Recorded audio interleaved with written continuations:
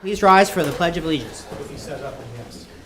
Pledge allegiance to the flag of the United States of America and to the republic for which it stands, one nation, under God, indivisible, with liberty and justice for all. Roll call. Mr. Schiff. Here. Mr. Franco. I'm here. And Mr. Cabrera.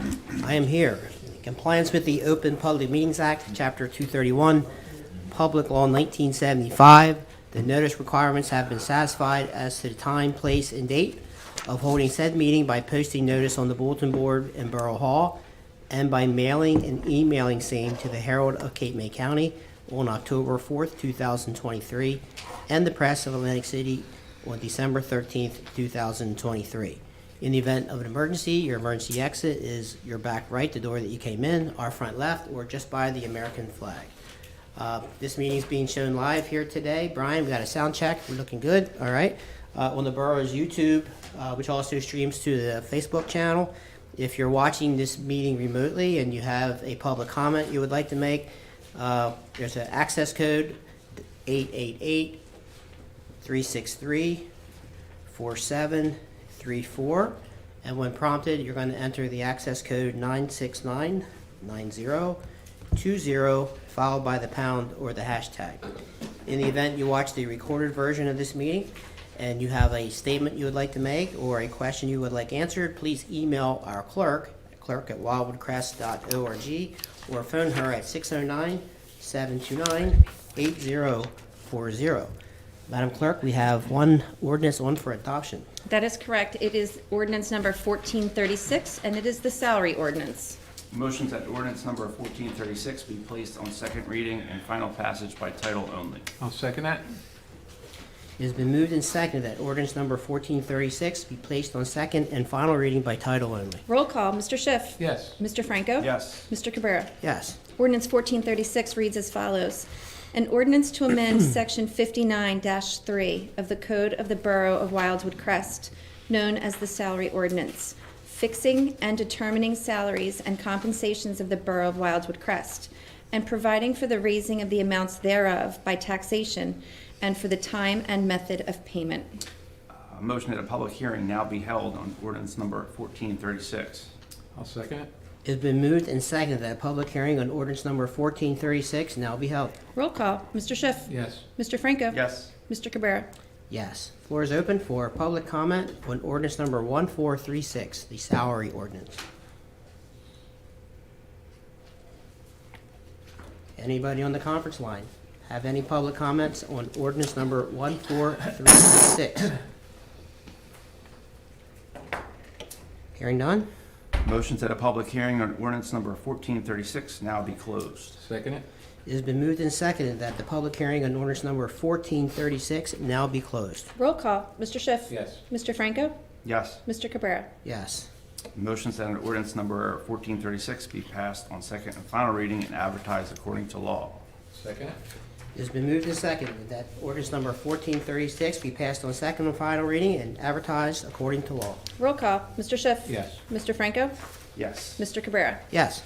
Next, we have the resolutions. The first is establishing a junior firefighter auxiliary program for persons who are 16 to 17 years of age for the Wildwood Crest Volunteer Fire Company Number 1 in the Borough of Wildwood Crest, pursuant to NJSA 40A:14-95 et seq. I'll motion. Second. It has been moved and seconded that the foregoing resolution be adopted. Roll call. Mr. Schiff. Yes. Mr. Franco. Yes. Mr. Cabrera. Yes. Next is authorizing award of contract for the Bayside Bulkhead Replacement and Flood Mitigation Improvements Project. I'll motion. I will second. It has been moved and seconded that the foregoing resolution be adopted. Roll call. Mr. Schiff. Yes. Mr. Franco. Yes. Mr. Cabrera. Yes. Next is adopting a form required to be used for the filing of Open Public Records Act requests with the Borough of Wildwood Crest in accordance with the provisions of the New Jersey Open Public Records Act, NJSA 47:1A-1 et seq. Motion. Second. It's been moved and seconded that the foregoing resolution be adopted. Roll call. Mr. Schiff. Yes. Mr. Franco. Yes. Mr. Cabrera. Yes. Motion that all bills properly authorized as submitted be paid. Second. It has been moved and seconded that all bills properly authorized as submitted be paid. Roll call. Mr. Schiff. Yes. Mr. Franco. Yes. Mr. Cabrera. Yes. Okay, that brings us to correspondence, none listed. We have nothing listed under new business. Under old business, let's see, we'll start, police composition, possible ordinance amendment. Anything on that? Nothing on that. Rental occupancy issues, I believe there's a draft ordinance by Mr. Galzunis. We're going to meet with Mr. Allen after this meeting to talk about That's the correct. potential, some final changes on that. Anything on lightning detection? Right now, just waiting to hear from the other two communities. All right. Artificial grass, planning board review. I think we can take that off because I believe there's not going to be any action on that. Very good. UEZ 5-year plan. That's already been submitted by the UEZ board, so I believe we can take that off as well. Can do. All right. 250th birthday committee. We're still looking for volunteers. Wildwood Crest Municipal App is 2025. Old tourism building use, 2025. Historical Museum, 2025. Proposed amendment to Chapter 79. I know that Mr. Galzunis is waiting for some information for that, so that's forthcoming. Concession agreement, hotel zone and beach chairs is also on hold. Traffic calming is, that grant's been submitted. We're just waiting to hear back on the award. Back beach excavation, waiting to hear on the official start date with the Army Corps of Engineers, New Dune. Anything on dredging? No, Scott Douglas has retired, and we were supposed to have some sort of transition meeting. I'm still waiting to hear back from them, from DOT, on who will be taking his place. They have not yet named his replacement. So we will have a transition meeting as soon as that decision's been made. Okay. New Jersey Avenue infrastructure pre-counties pending, I believe we received a new proposal from Mark's office for that, and I believe we're waiting for capital meeting 2025 discussion. All right. Public Works roof, that project should be starting any day now. Bayfall outballs, capacity bulkhead, we can take that off because we just awarded that contract as of today. Very good. Resolutions. Washington Seaview, we're still waiting to hear back on that grant. Okay. Any commissioners, you have anything you want to add on any of the old business items? Yeah, thank you, yes, sir. Okay. Public comments. Floor is open for any public comment. All we need to do is come up to the podium and just give your name.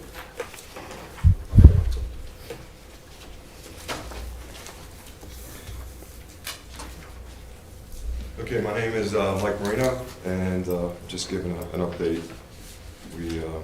Last we met, we agreed that I was going to get together with the CFO, Chief of Police, and talk about numbers, so I want to say that that's completed. And what I did after that is I did a 5-year projection based on those numbers, estimates, things I've looked up on the internet to fill in some of the blanks on costs. I've provided all that information to all the commissioners, to the chief, and to the CFO. So if anybody has questions about that, let me know. If I can help you with any other research, again, let me know. Okay? Okay. Anybody else have any public comments? Yes, sir. My name is Tony Marabello. I live at 7210 Pacific Avenue. About a year ago, I put an application in for a handicap designated spot, and I was denied. Now, I got a parking problem because my neighbor across the street, I don't have a problem with, they have 8 cars. Up the street, there's 2 handicap designated spots. They have driveways, okay? The one guy, young guy, he walks 2 Dobermans to the beach. And I was denied. Now, I spoke to Mr. Schiff. He called me and he said he was going to get back to me. I haven't heard anything. I spoke to Lieutenant Holt, and she said the chief was going to call me, but I never heard a word from him. I'm 100% disabled, have 2 open heart surgeries, and I'd like to know the story. What's the prerequisite? Because up the street they have them, and I can't get one.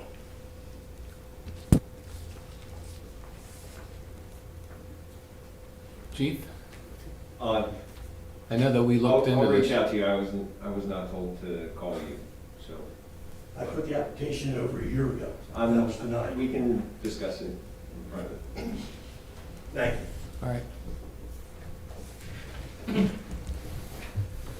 Jim McGinty, and I don't know if this for Commissioner or for Chief, but last week I watched a YouTube video. I couldn't be here, but I getting information. Chief, question: how do we determine the number of police officers to properly patrol the borough? Well, it's multi-level. So right now, Chief, why don't you step up here?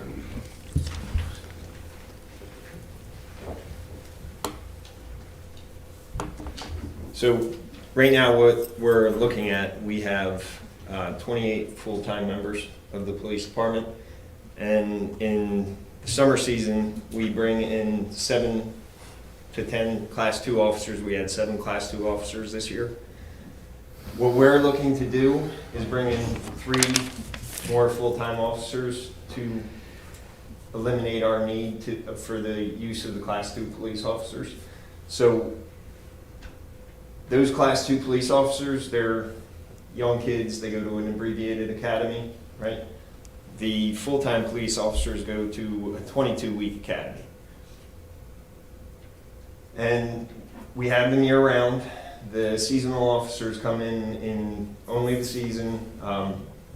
Most times they're revolving door. So we'll have them for one season, they'll leave, they'll go to another police department, get hired full-time. So we're bringing in brand new officers the following season. So they come out of the police academy, most of them right before the season starts, or for the spring academy, they come out right before 4th of July weekend, right? So we're bringing in these brand new 7 to 10, like we had 7 this year, and that's typically where we're at to supplement the force, is right around 7 seasonal Class 2 police officers. So they're coming out right before 4th of July weekend. What also has to happen with these officers, they go to a field training, go through a field training program with a field training officer. All right, so they're not, I wouldn't say competent, but they're not really like what we want in a police officer until probably August.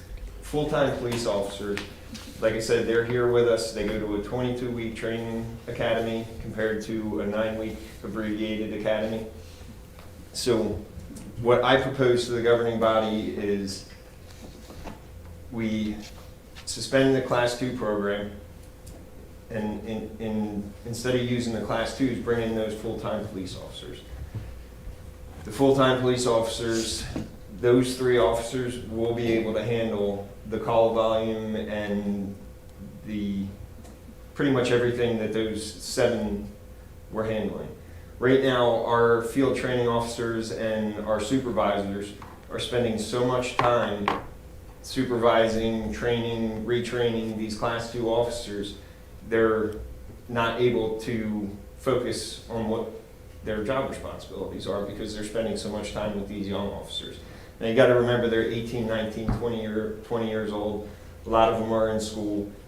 Most of them have left already. They didn't even make it through the month of August. So we're essentially getting a lot of these seasonal officers for a month and a half, and then they leave. They go back to school or they have other things that they have to leave for. All right, so what we're trying to do, and a lot of our what we need our full-time police or what we need our police officers for are in our shoulder season, Memorial Day weekend. We often do not have Class 2 police officers to bring in for Memorial Day weekend, so we're working a lot of overtime on those weekends. We're bringing in full-time police officers to handle the call volume.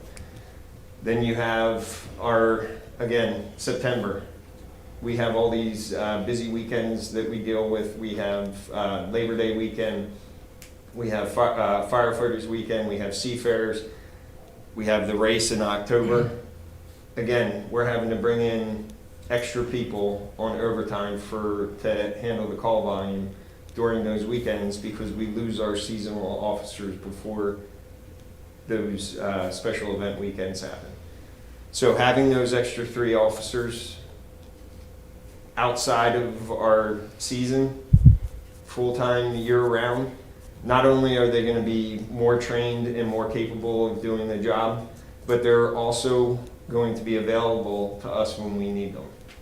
And we're not going to be paying as much overtime, and we'll be able to utilize those officers during those special event weekends, during the shoulder season. It'll also help us with training in the off-season, training time off. Those are always difficult because we're not allowed to take time off during the summer season. So we have to then focus all of our time off, plus all of our training during the off-season. What most police departments, not the seasonal departments, throughout the state, they have 12 months to get all their training and time off in. We have an abbreviated amount of time because not only are we not allowed to take that time off, or our police officers are not allowed to take time off during the season, but I don't know if I'm explaining it well enough. No, I think maybe my question too is, how do you come up with the number 28? What methodology does the police department use to protect and serve the citizens of Wildwood Crest? How do we come to that number of 28? So when I first started as chief, we had 22 or 23 full-time police officers. And we started having problems with getting Class 2 officers. And we were also looking at the call volume, the arrest numbers, and we needed to bring in extra officers to handle the call volumes. And also because of the difficulty that we were having hiring those Class 2 seasonal officers, bringing in those extra officers have not only given us the ability to rely less on those Class 2 officers, but we're also now, we have the extra full-time capacity during those shoulder seasons. What used to take an hour for an arrest, with everything that's changed, the bail reform, with the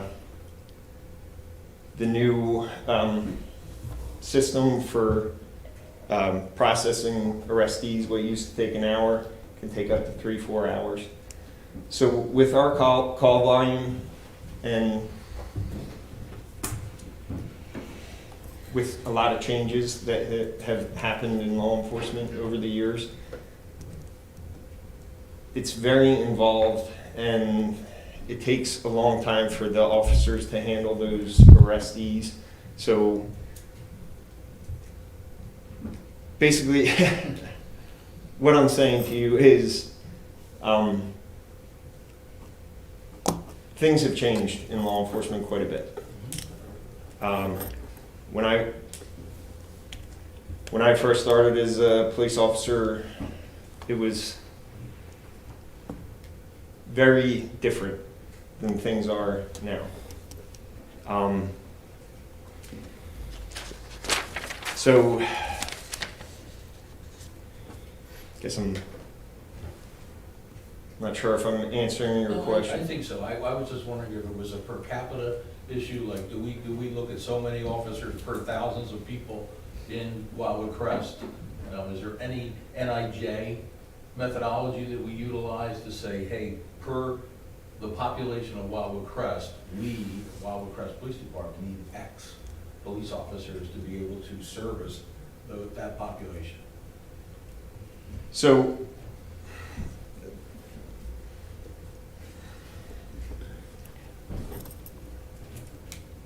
if we want to handle our call volume,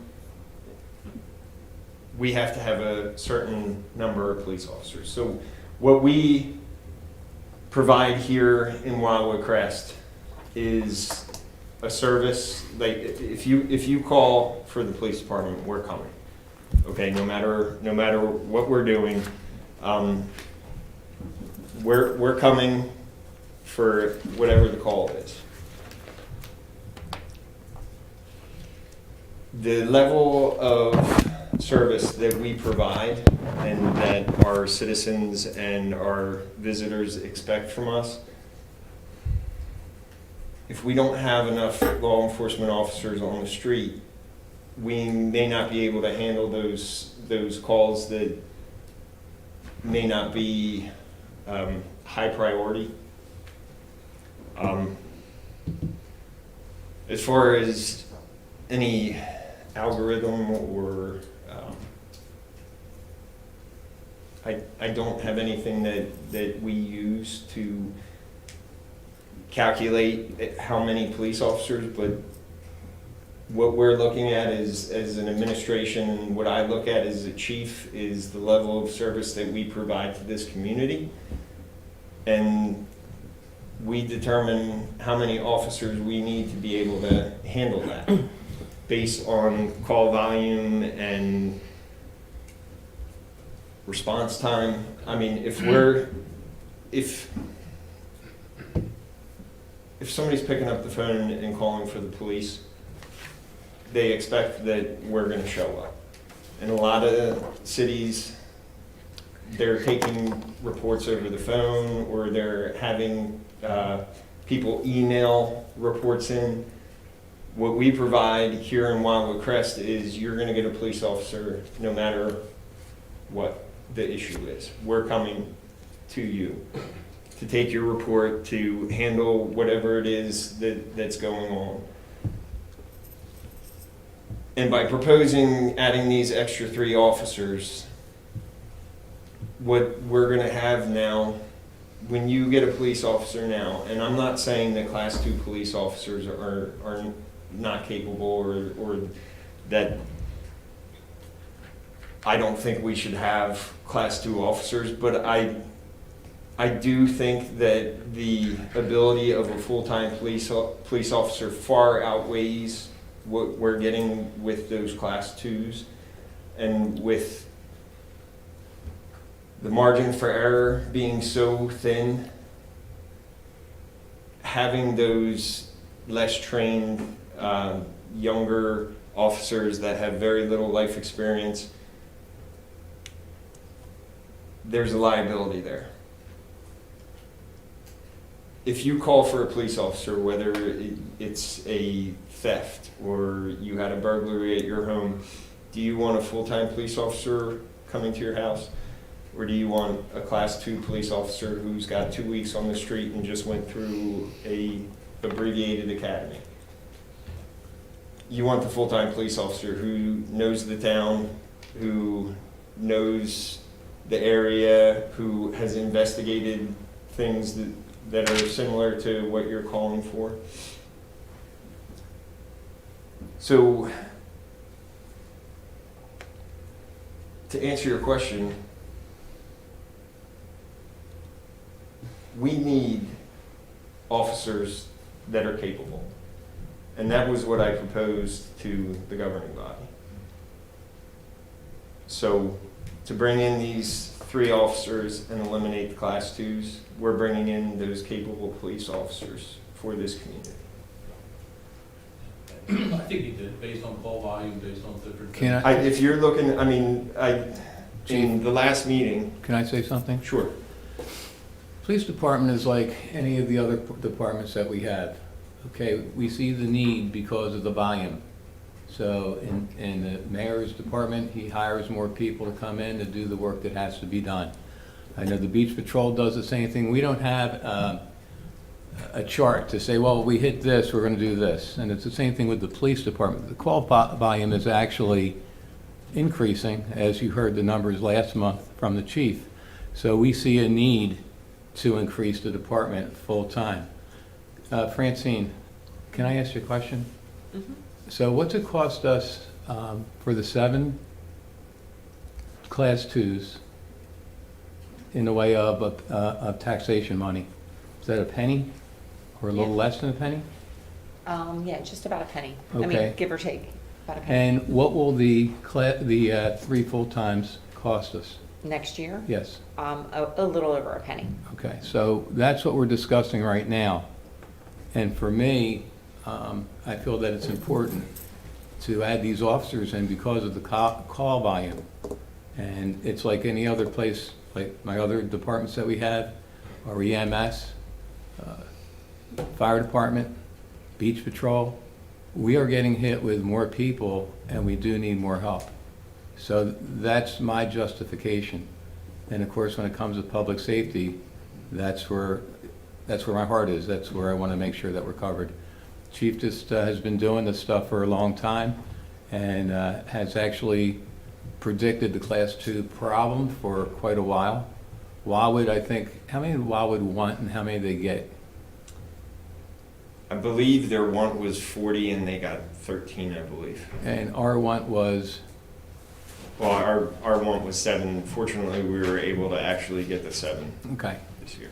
because we have a good department, they want to work for us, but all the one thing that nobody's talking about either is, it's like, who's got the higher price tag for these Class 2s? Do they want to come here, or do they want to go somewhere else for $7 more an hour? And the chief has been very steady he doesn't want to pay the Class 2s more an hour than our full-time officers. So that's where we're at right now. I hope that helped a little bit. It did, yeah, I appreciate that. Thank you. Thank you, Chief. Thanks, Chief. I don't know if that's where he wanted to go, but we wound up talking about what I was talking about earlier. And just to bring it up again, since we did that, I think the ask here was, what's the cost to taxpayers, right? And we couldn't get all the numbers, right? We couldn't get and determine what the cost would be today and in the future. You know, when I run numbers, I see a big difference. And a 5-year prediction, I don't even want to say how high it is. Well, everything in all truth, I agree. Okay. But I also agree that every department goes up. Everybody's salary goes up. Cost of living goes up. So I do see it. I mean, I understand. I didn't project any cost of living going up. I just tried to predict numbers being spent this year, project them out 5. And do you want me to say what the amount is that I saw? Might as well. Right, it was $500,000 over 5 years, and it was a 62% increase in spend. So I'm just asking us to consider that when we make a decision. What's it going to be to taxpayers? You can say it's in your budget. Your budget is from taxpayers. So consider what you're doing to taxpayers, and don't look at just this year, project it out. That was my ask out of all of this. So, if I could add something. So, what we're looking at now with these Class 2 officers is a continually increasing hourly rate. The hourly rate for Class 2 officers has increased more in the last 4 years than it did in the previous 20. There's no end in sight for that as far as I can see.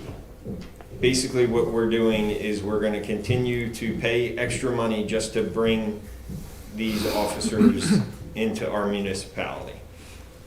And the quality of candidate has decreased. So we're paying more for a less qualified candidate. And I'm not willing to just put a body in a position just to fill a spot and to have somebody drive around in circles. That's not good for us. It's not going to help this municipality. This Class 2 program, from what I can see, it looks like it's going to collapse on itself. The cost is going through the roof. The quality of candidate has decreased. We used to get 75 to 100 applications in no time. We're lucky, I think last year we got 8. The candidates just aren't there. And if we don't have these officers to supplement our force, we're gonna be paying a ton of overtime, and we're gonna be overworking our full-time police officers, and it's gonna be a problem. You can't overwork your police officers if they're not getting sleep, or they're overworked, or they're tired from just constantly working on their days off, 10, 12-hour days. That's not good for anybody. We